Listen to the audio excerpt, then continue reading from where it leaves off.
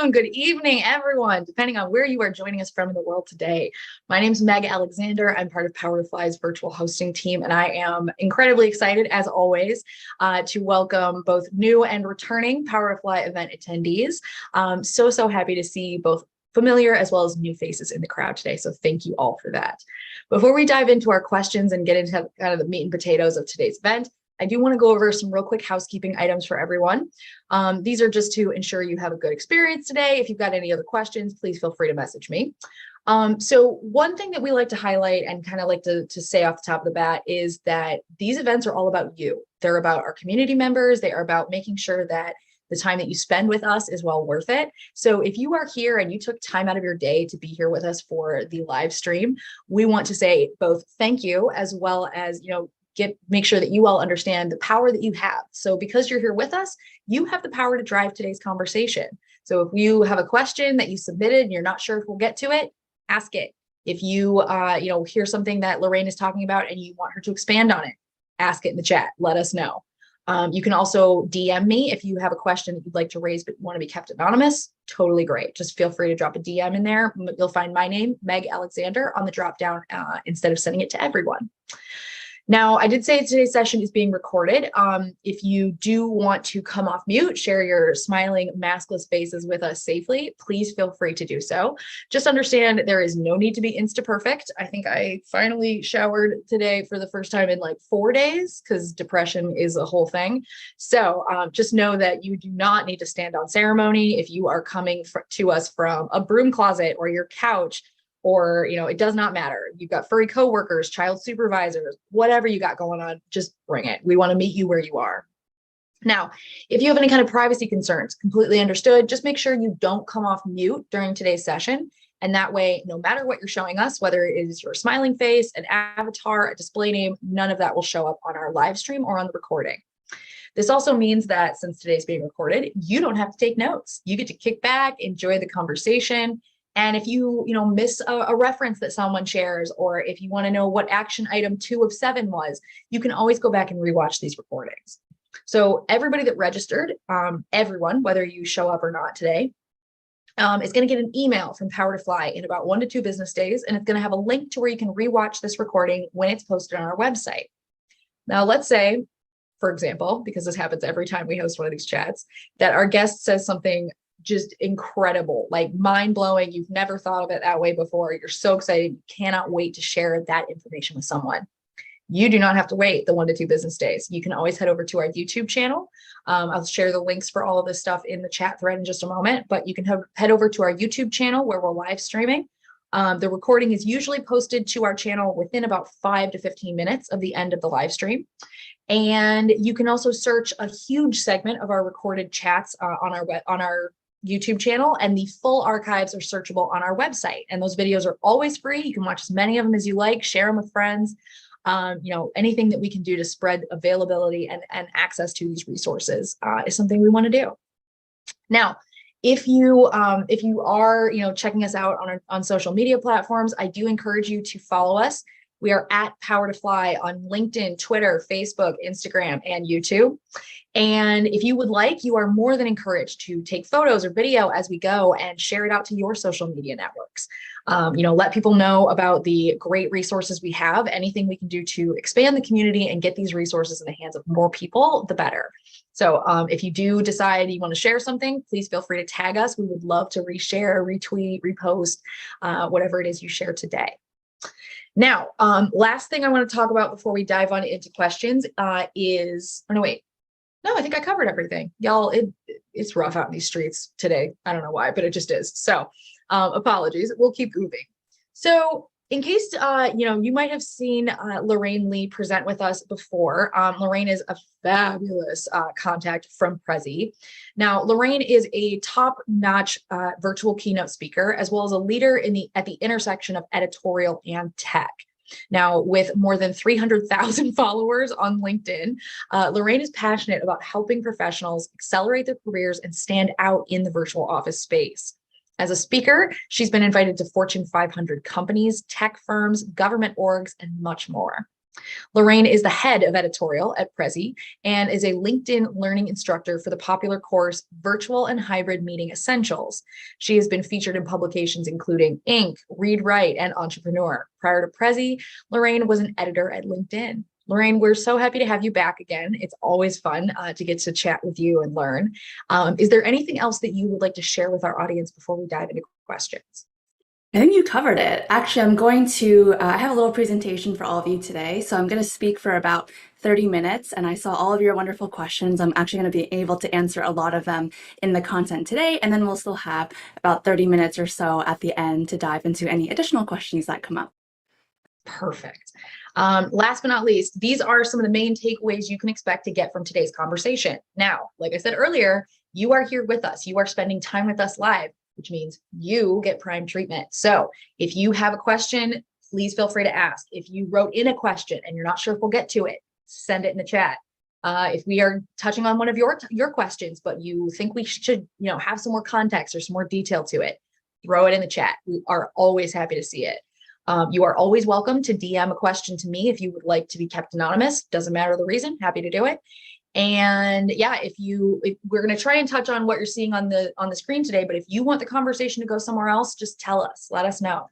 So we're going to discuss some ways that you can appear more confident and competent on video. I personally swear by giant glasses and pink hair because people don't look that close. But if that's not for you, Lorraine will have a couple other options for you. We're going to talk about some tips and tricks to keep your audience engaged with your content, as well as some best practices to help you optimize your video presence. So I'm going to stop sharing my screen here, turn the stage over to Lorraine, and then we will be back after her presentation to answer questions. But again, please feel free, submit questions into the chat anytime they occur to you. I'll be collecting those and we'll try and get to as many as we can before time runs out. So Lorraine, it is all on you. Take it away. Thanks, Meg. I am really tired of being on bad video calls. Do any of these situations sound familiar to you? You're in a meeting where the speaker is looking off at a second monitor the whole time they're talking to you, and where they have resting business face, and it looks like they would rather be anywhere else but talking to you. And the ones where the presenter screen shares and talks about one slide for 10 minutes and it's filled with bullets.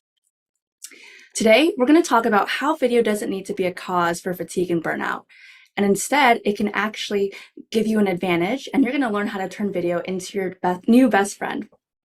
Now, I get so excited talking about video presence and presentations because with just a few simple changes, you can actually make a really huge impact and stand out among all the floating heads that you see on the screen. Now, before I dive in, if you haven't done so already, please make sure to full screen my video for the best viewing experience. And for those who stay till the end, there's going to be a gift waiting for you. Now, 5 years ago, I had flown from San Francisco to New York, and I was getting ready to enter the Empire State Building. I was so nervous. My palms were extremely sweaty. My body was cold, yet somehow hot at the same time. I was just a nervous wreck. But I somehow gathered my courage together, and I stepped onto the elevator to head to the video studio on the 25th floor. I was getting ready for my first ever on-camera interview as an editor at LinkedIn. Now, being on video, doing video interviews, those were not part of my job description, but I knew even back then that video was becoming really important to the business world, and I wanted to make sure that I was prepared. So here I was in New York, completely out of my element. I had scheduled 4 interviews across 4 days with CEOs, co-founders, and directors. And before those interviews, I spent hours researching them, researching their companies, so that I could feel a little bit more prepared and a little bit less nervous. My first interview here was with the CEO of the Clinton Health Matters initiative, and when it was done, I cannot tell you how relieved I was. I pushed ahead and I finished the other 3 interviews, still completely freaking out inside, but I made it. Now, during those years at LinkedIn, I ended up gaining enough confidence to start my own video series, and I had the chance to interview powerhouse women across industries. For my very last LinkedIn interview here, I was finally feeling more comfortable, and I decided to step it up a notch and try my first live interview. And even though I was still very nervous, you can see compared to the other videos, I'm smiling and even kind of enjoying myself.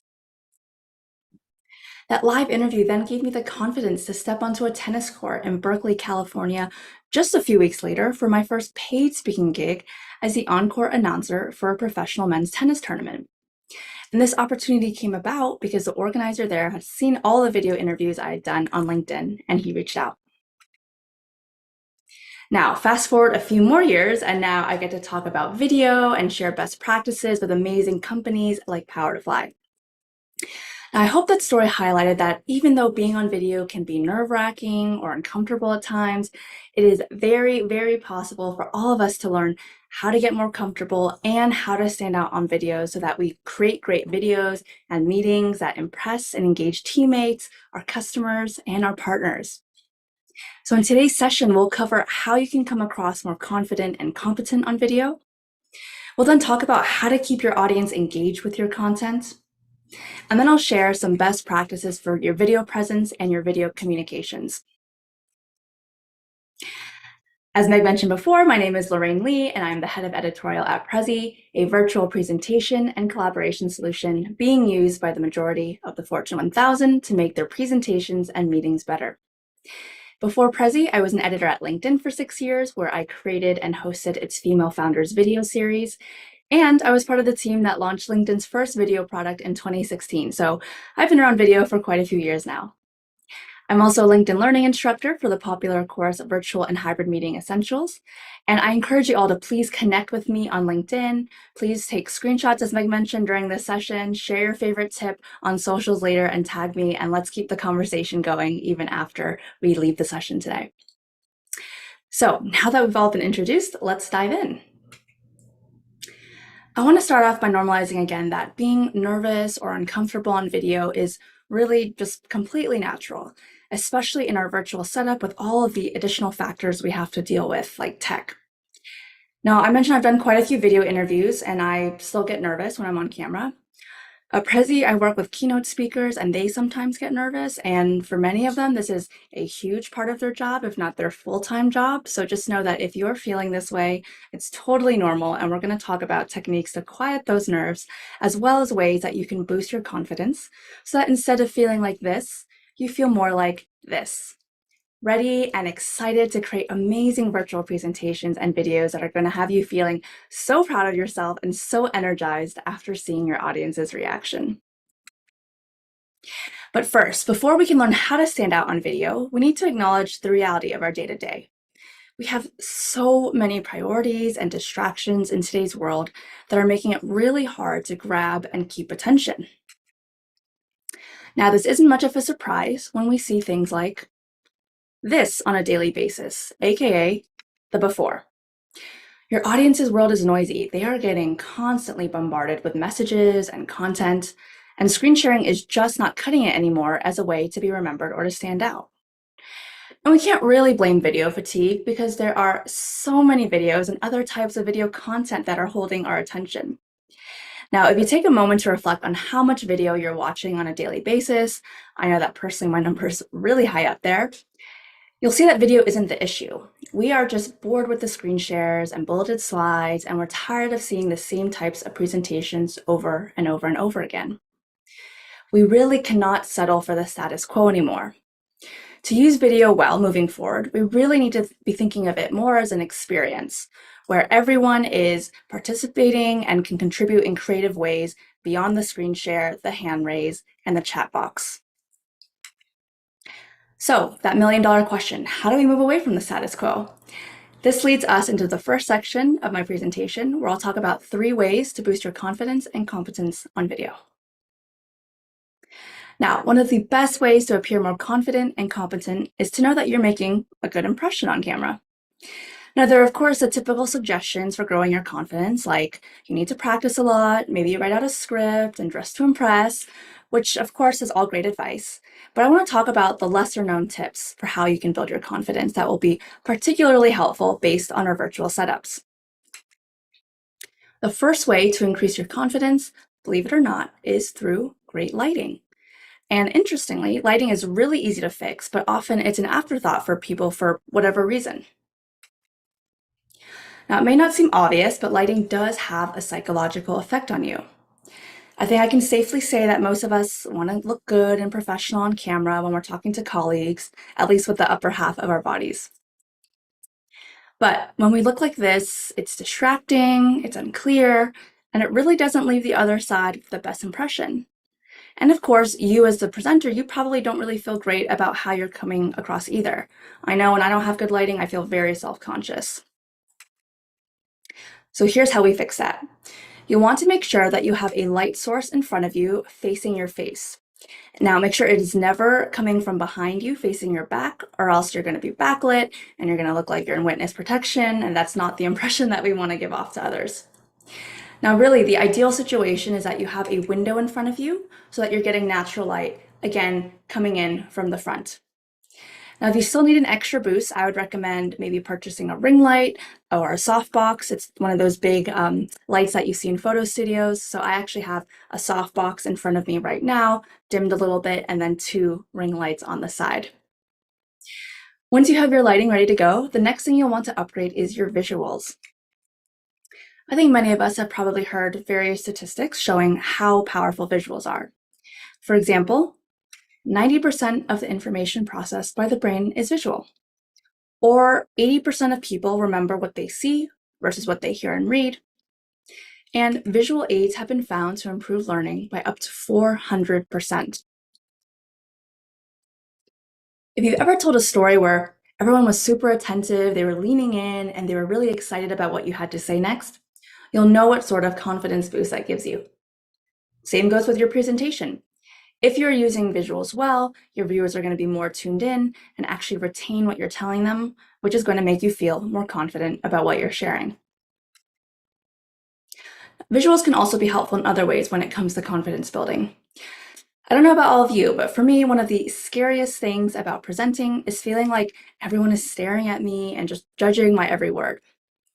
But I found that adding visuals on the screen with me helps me relax more as a presenter because they balance out the audience's attention between me and my content. I'm giving you something to look at here. Now, the last way visuals give me confidence is through what I like to call the teacher effect. When you can use visuals creatively and walk through content similar to how a teacher might at the front of the classroom with their pointer, there's that added level of authority that leads to confidence. And I love seeing this trend here. Our knowledge is already growing. Now, the next tip I have for you is to curate your environment. Having a well thought out, curated environment is going to give a more professional look and feel to your presentation. And similar to lighting, if you look more professional, you're going to feel more confident with how you're coming off. Now, actually, two apartments ago now, I was in a studio, and literally the only place that I could fit my desk was right in front of my bed. And I always felt really self-conscious about it on calls. Were people paying attention to me? Were they looking at my bed literally right behind me? And facing issues like these, they can't always be helped. But if you are in a similar situation, even buying a room divider can make a big difference. I had a coworker who hung up a curtain behind him, which I thought was very creative. So there are hacks to at least give the illusion of a proper workspace and make you feel more confident and happy with how you're appearing on camera. Now, when you're starting off, a clean background like Jessica here works well, so that you and your content don't get lost and so people don't get distracted by what's going on behind you. But once you get more comfortable with your background, you can start getting creative with it. So for any NPR fans in the audience, you might recognize Guy Raz here. He chose an outdoor setting for his video. It's so creative, and he's getting all that natural light that I mentioned earlier is the ideal type of light. Or you can check out this example by Ted. She's a body language expert. She has one of my favorite backgrounds. You can see she has a simple white wall behind her, but she had these flowers, just 2 vases, I think, behind her. The colors really popped against the whites. You can see I got some inspiration here from her with the purple vase, and she had a ton of natural light. So she looked really professional, really personable as well, which I think is the ideal combination that you want to give off on a call.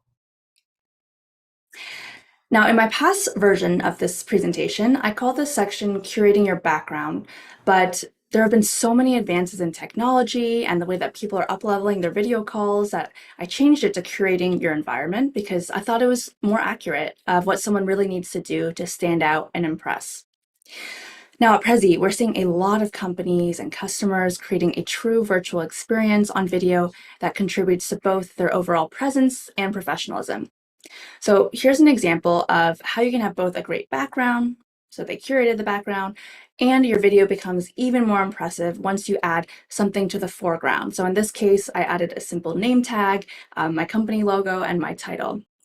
And this ties a bit into what I said before about visuals. This is, quite limited real estate, so we really need to be taking advantage of all of it.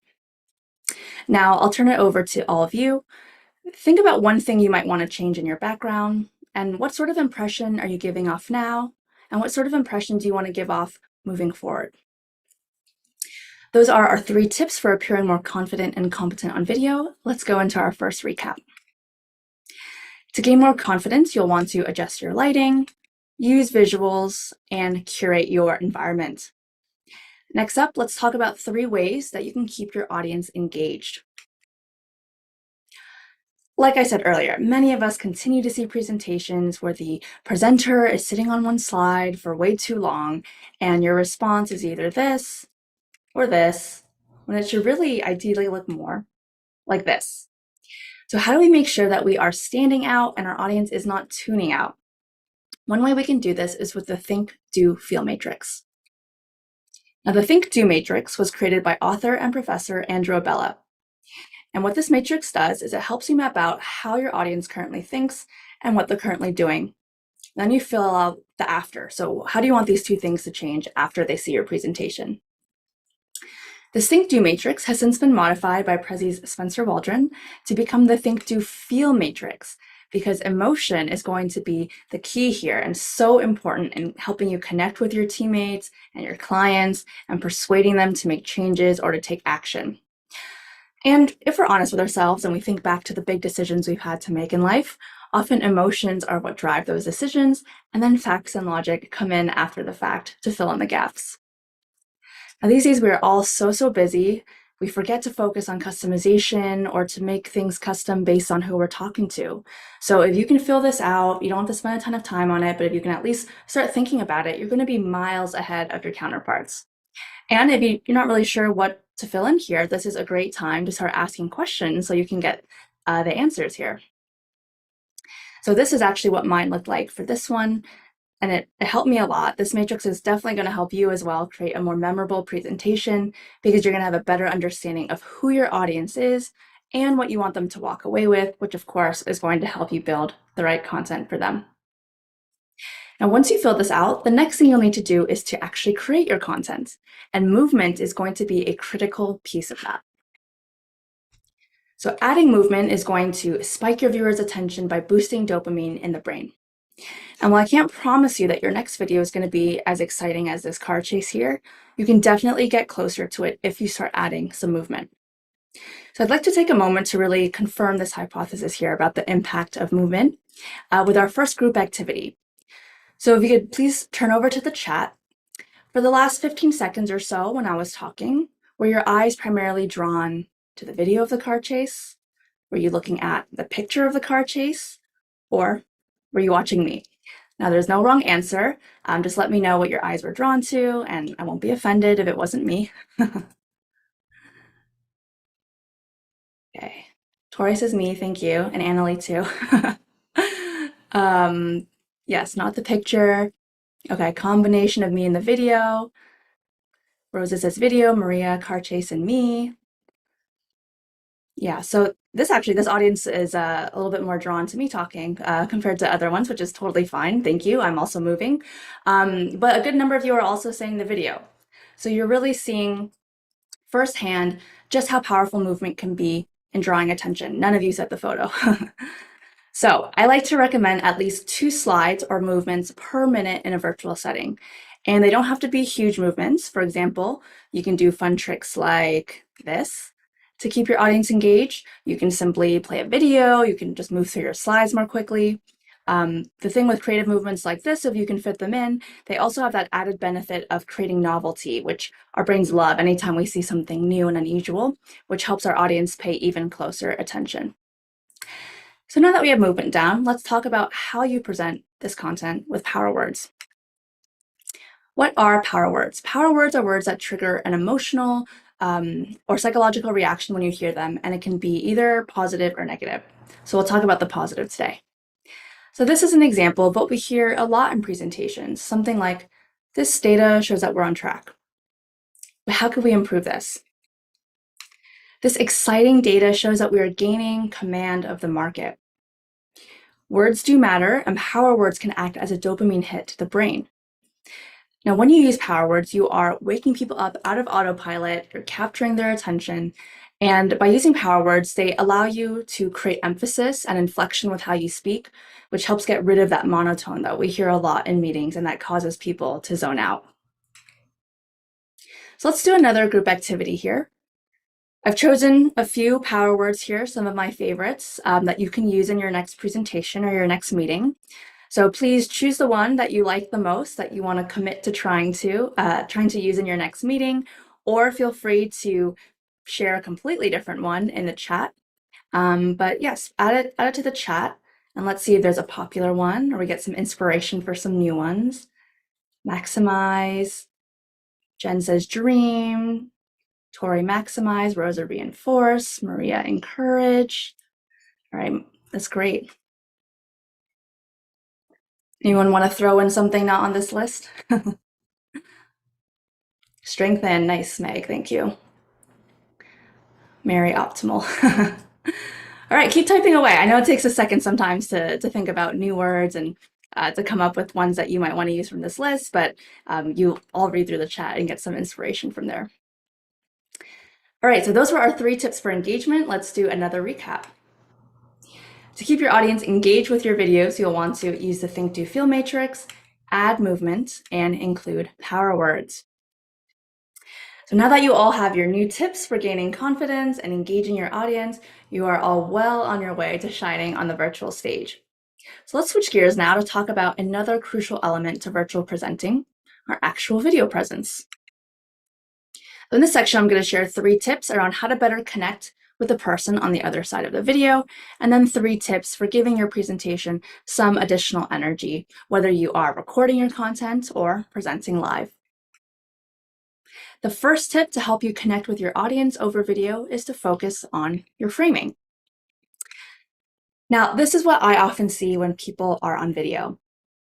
With this angle, I get to see up your nose, under your chin, and I will give you kudos. It's good to see your face and to have your camera on, but this is a bit too close, and frankly, it can actually make the other side uncomfortable. And there's a scientific reason for this. So people skills expert Vanessa Van Edwards says that this feeling of being too close on camera actually replicates what we might feel in person when someone gets in our personal space. Our brain's reaction is to think that this person could harm us. It activates our amygdala, which processes fear. And then, that's not a feeling we want to be giving other people on a video call. Now, being this close is also an issue because it makes it harder for the other side to stay engaged when they're just talking to a floating head with no movement or space to give their eyes a break, like we have in normal in-person interactions where you might be able to look away or maybe look down at your notes. This is just a lot of one thing here. Your video should ideally show your shoulders and a little bit of your torso, and you want a little bit of space above the top of your head. I like to say 3 fingers worth. When you can do this, the person on the other side of the video is going to feel more like you're having an in-person conversation, and now you can see my body movement, you can see my hand gestures, which I'm going to touch on a little bit more later. So time for another group activity. Let's check whether we have the right distance from the camera. So everyone, if you wouldn't mind sticking out your arm, please. You'll want about an arm's length of distance between you and the camera. If you have less than an arm's length of distance, you are likely too close. So make whatever adjustments you need. Again, you want the distance about an arm's length and you want this proper framing. So maybe it's far enough away, but the camera's too low. So use a laptop stand, maybe grab some books that you have lying around, some delivery boxes. It really doesn't have to be anything fancy at all, but just make sure you have the right distance and then height as well with your camera. Once you have your proper framing ready to go, you can then start thinking about eye contact. Eye contact is going to be really, really important to make your audience feel like you're connecting with them, but Speaking from personal experience, it can be one of the more difficult things to do, but it just takes practice. Now, you should always aim to be looking at the camera or right below it, depending on the height of your camera.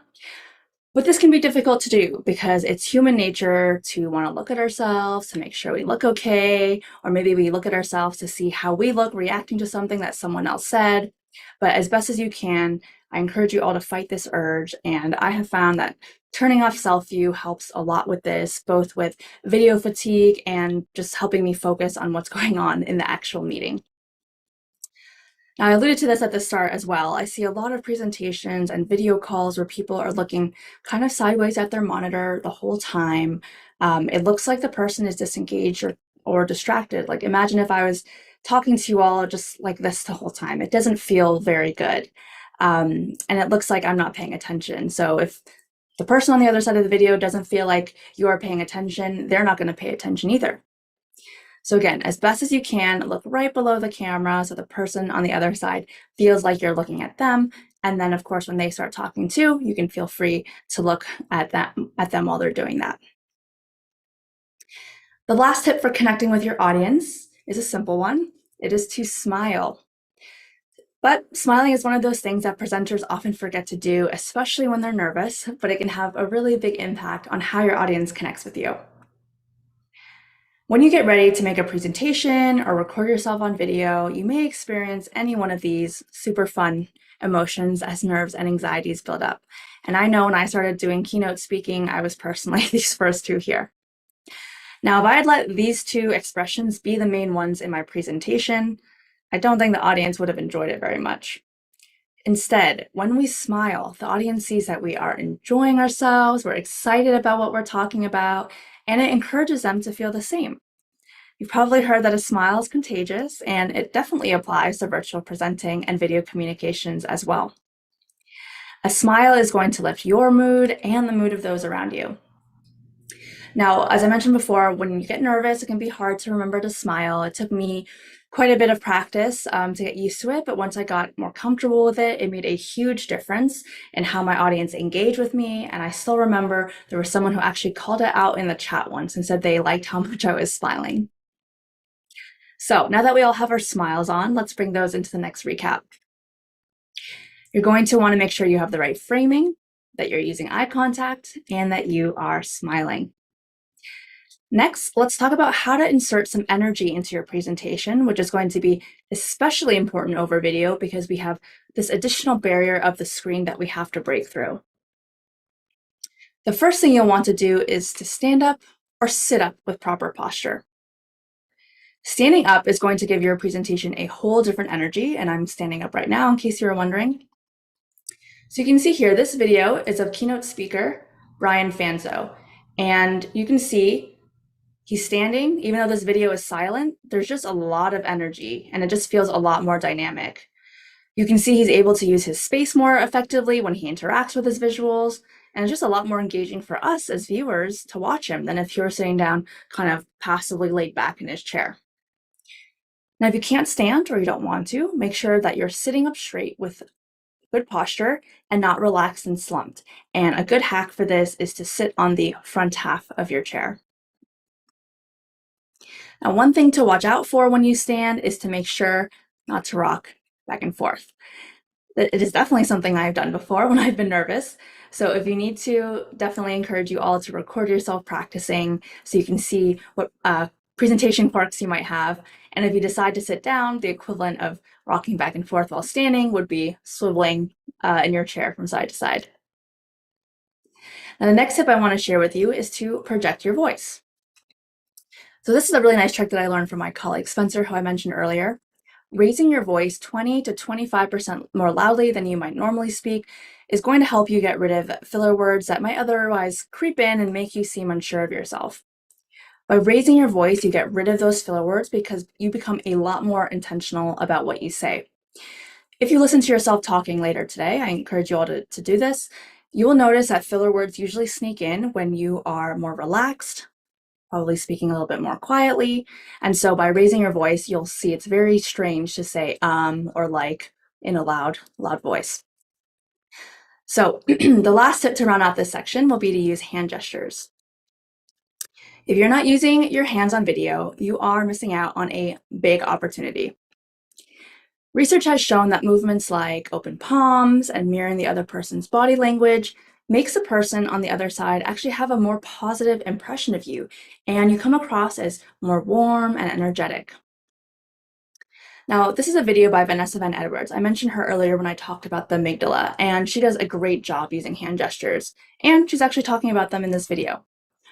Her team did a really interesting analysis of popular TED Talks by views, and they found that the most viral videos had speakers who used an average of 465 hand gestures, while the least popular TED Talks used 272, so nearly 50% less. I think this data clearly shows how important hand gestures are, but I know they're not always the most natural thing when we're on video and our hands are maybe resting on our keyboard or on our mouse. So I recommend starting off with simple ones.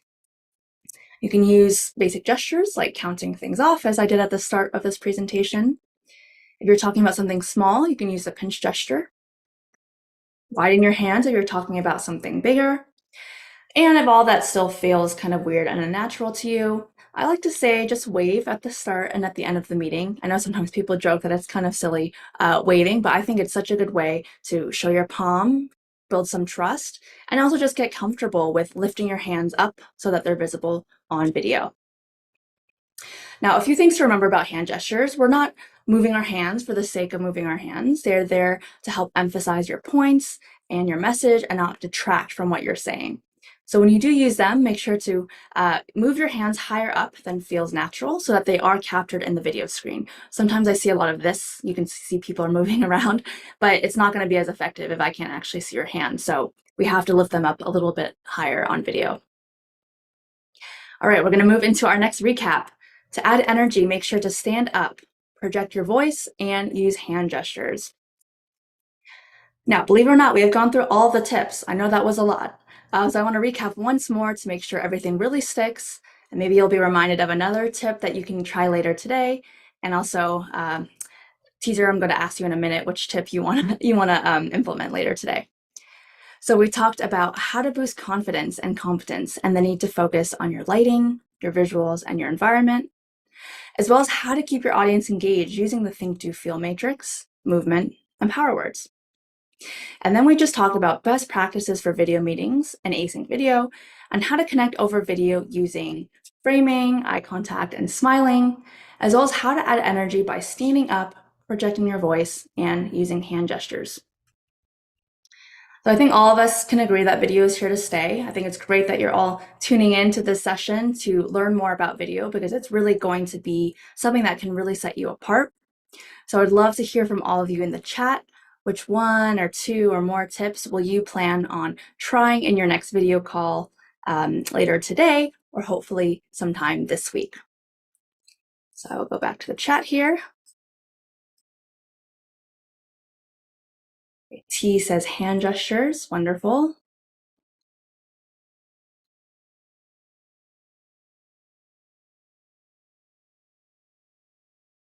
Casey, standing without rocking back and forth. Yes. Jen, more mindful of how little of me is in the frame.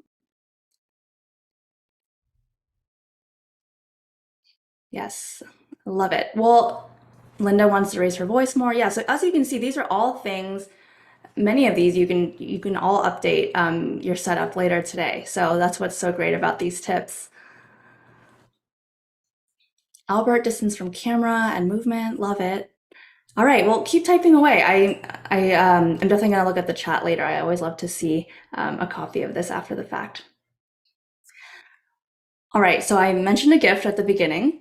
To thank you all for attending, I have a few gifts actually for you today. So the first is a free 15-day upgrade to Prezi Premium. So I am using Prezi Video today, in case you were wondering.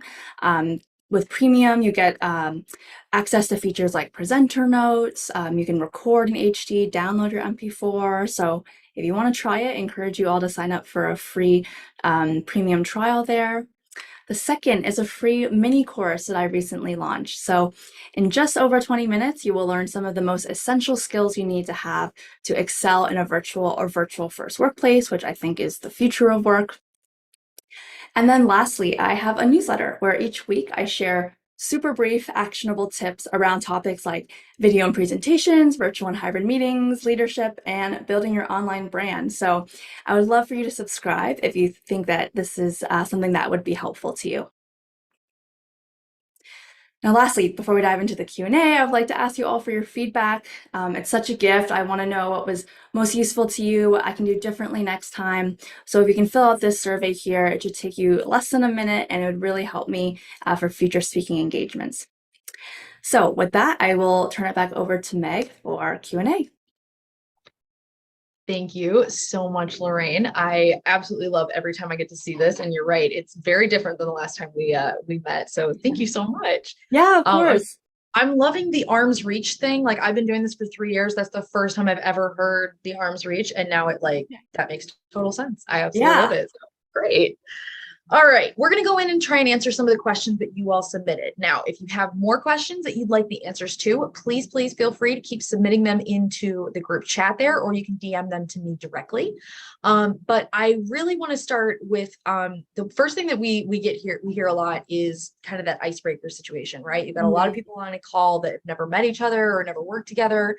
What kind of icebreakers or activities can be useful to help connect with the audience when you are entirely virtual? Yeah, that's a really great one. I actually created something called the T method, which is talking about essentials before you get on any video call, and it's tech, energy, aesthetics, and what you're asking about is the energy part. So I think it's really important when you join calls to do something different. And so a lot of us are really used to hearing how are you today? And the answer is, oh, I'm good, or I'm good, but so busy. It's always the same. And again, that's like us on autopilot, right? But if you can do things like, Meg, you played music at the start, that was fun and something different. You might ask questions like, what was the highlight of your weekend, instead of how was your weekend? Everyone always says it was good. You might ask, what are you binging right now? You might pick out something from their background, and like Meg, I think with you before, I've noticed the little things behind you, and like that's a conversation starter. So just trying to think of something different beyond how are you, I think is a really great icebreaker, and just again makes you more memorable. I like that. I like that a lot. We're getting some questions in the chat, so I'm going to try and touch on some of these as well. Jane has asked, how are you reading your facilitator notes and still keeping virtual eye contact? It sounds like curating our physical space might be better than using virtual backgrounds. Okay, so let's separate these two out. I know how I do it, which is a system I've made up. So for Lorraine, how do you read your facilitator notes and still maintain eye contact with the camera? Yeah, so Prezi Video has presenter notes built in, and they sit on top of the app. And so I just slide it right under the camera, and that's how I maintain eye contact. What about you, Meg? I do the same with whatever I'm reading. I try and put it directly into the camera. I hide my self view because the psychology of people, we are much more inclined to look at ourselves when we're presenting than anybody else's video. Yeah. And psychologically, that'll mess with you after a while, just so you're aware. There's been a bunch of studies on it since quarantine kind of kicked off. Sure, yeah.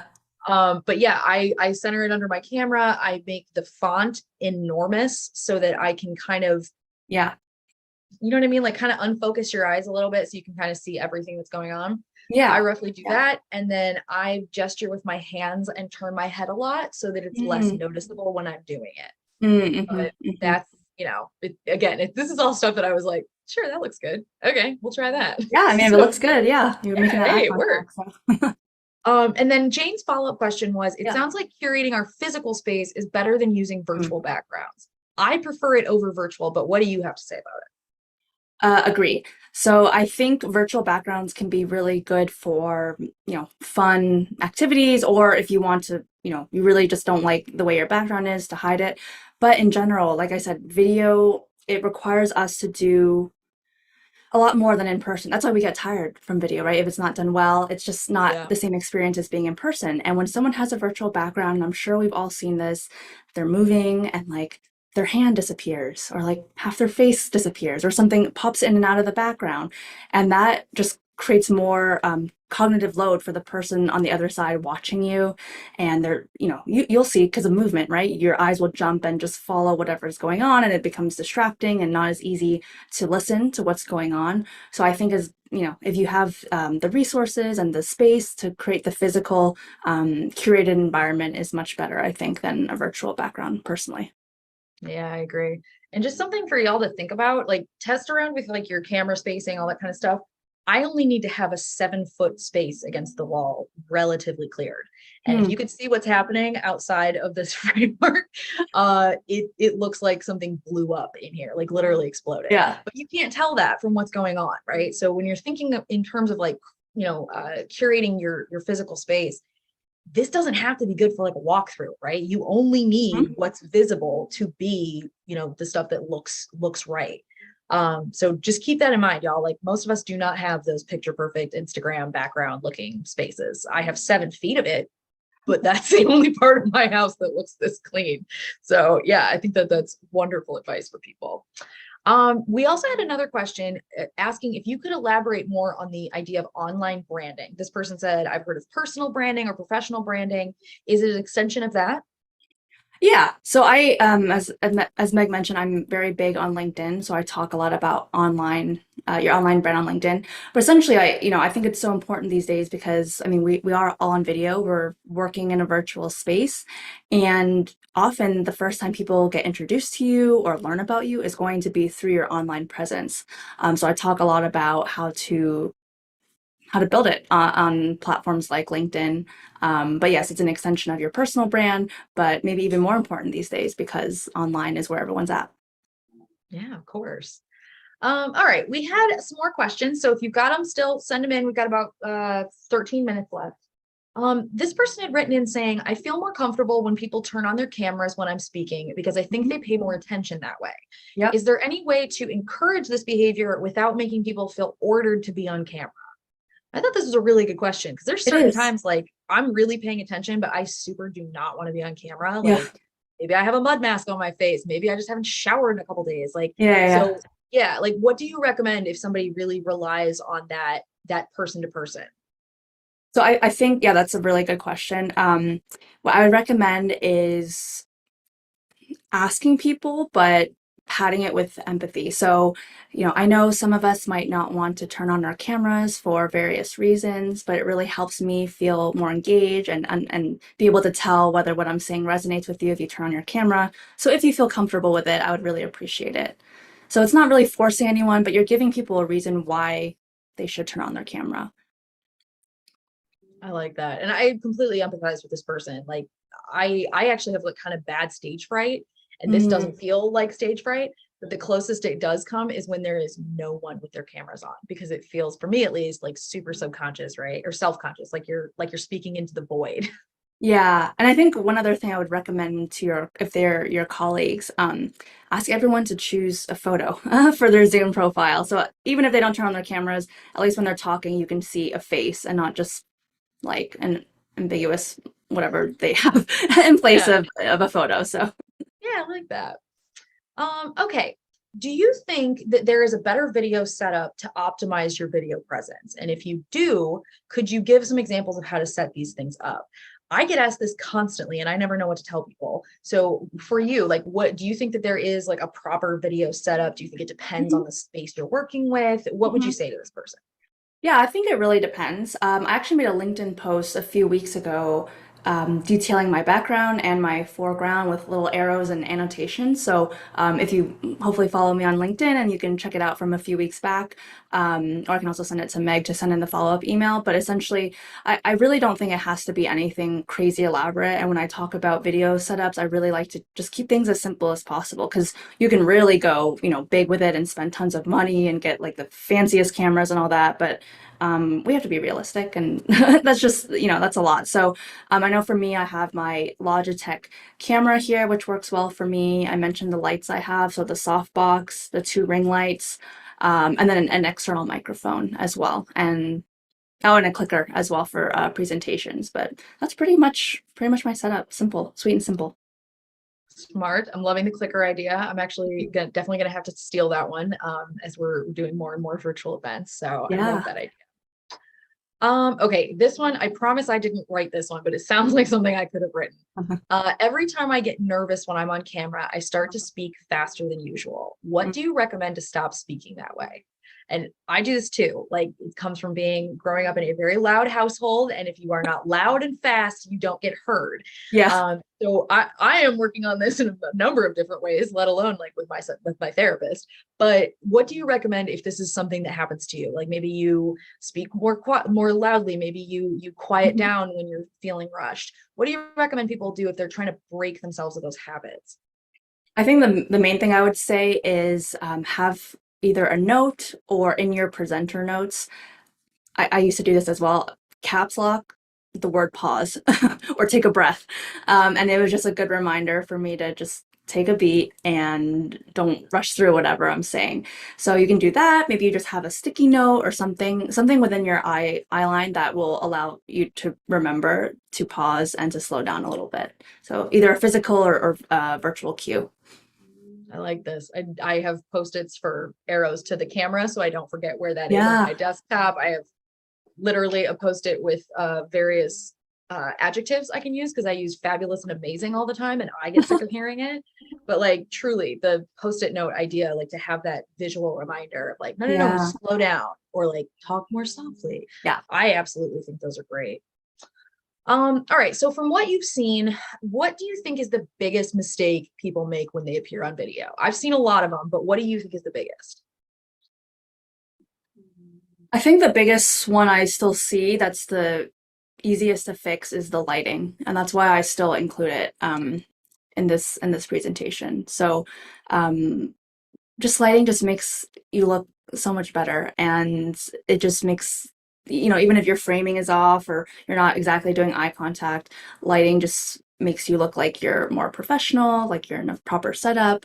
And again, super easy to fix. You just buy some lights or move towards a window. And so that's probably the one I would call out because I also like that it's easy to fix.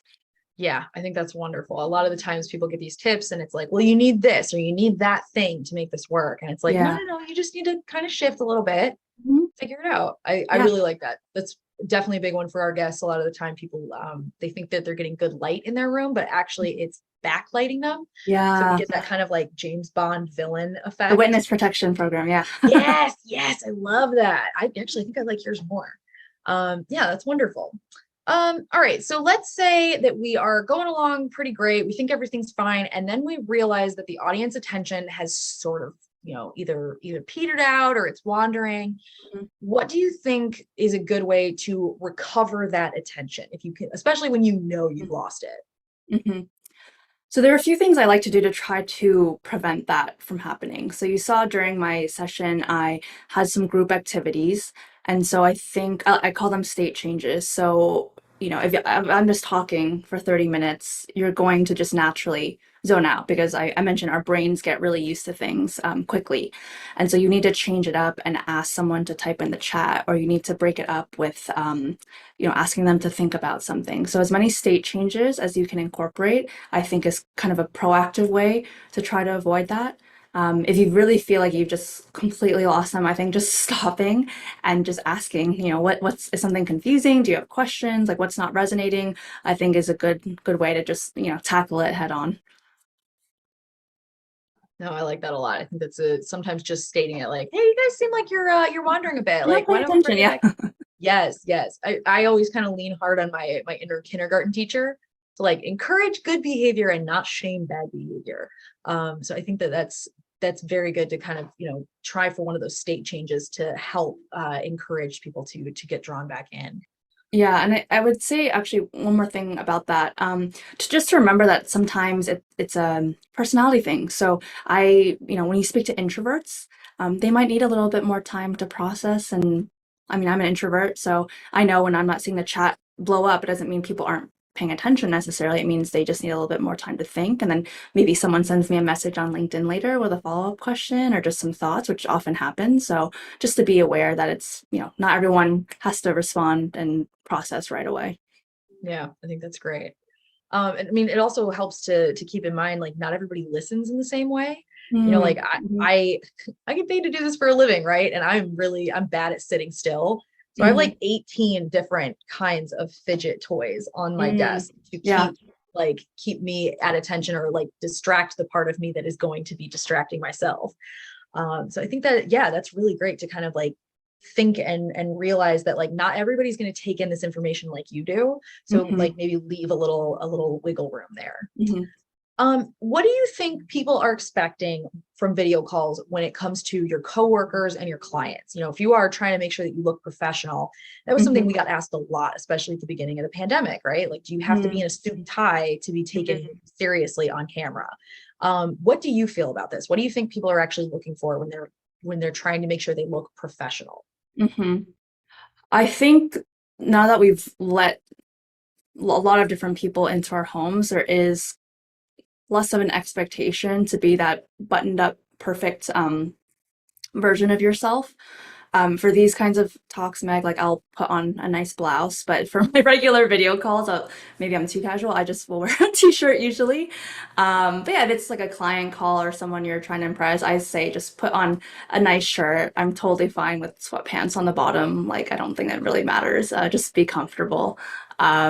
So yeah, it depends on who you're talking to and what kind of impression you want to give off. If it's your coworkers who you're cool with and just chat with all the time, I don't think you have to dress it up. If it's a meeting with the CEO, maybe look a little bit dressier for that.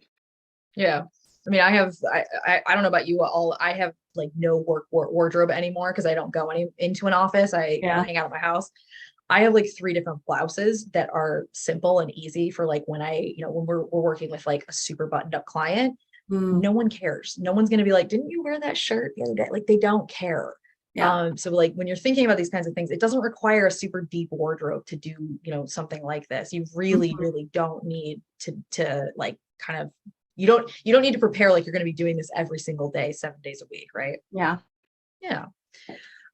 Okay. So this person wants to know, how can I keep the flow in a virtual conversation without distracting my audience?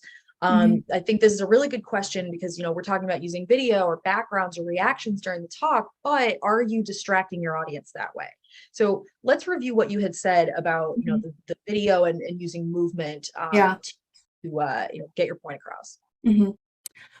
So it sounds like this person is not the presenter or they are the presenter. They're the audience member and they don't want to distract the presenter. Do you think they're the presenter, it looks like. How can I keep the flow in a virtual conversation without distracting my audience? I don't think movement, I think movement keeps the attention. And as much as you can, I mean, you all just saw it in action. Like I was trying to keep it going, have different things fading in. I mean, it's like a TV show, right? I talked about creating virtual experiences. So I think probably what you're doing already is great, unless the audience has said that it's distracting. But I think again, you want to try to create more of an experience. And so as much as you can keep moving through things, it's going to catch people's eyes. They're going to pay attention. If someone's sitting on a slide for 10 minutes, you're going to turn away and start doing something else. If you keep seeing that things are moving and you don't want to miss something, you're going to keep looking at it. So I mean, it sounds like this person is doing a great job already. I'm not sure if I got the question entirely, but if I didn't understand it, just feel free to send me a note afterwards or just a clarifying chat here. Yeah, absolutely. If this is your question, please feel free. Let us know in the chat there. All right, we are almost out of time, but I want to take this time to say, Lorraine, thank you so much for stopping by and hanging out with us again. Is there anything you want the audience to know before we leave?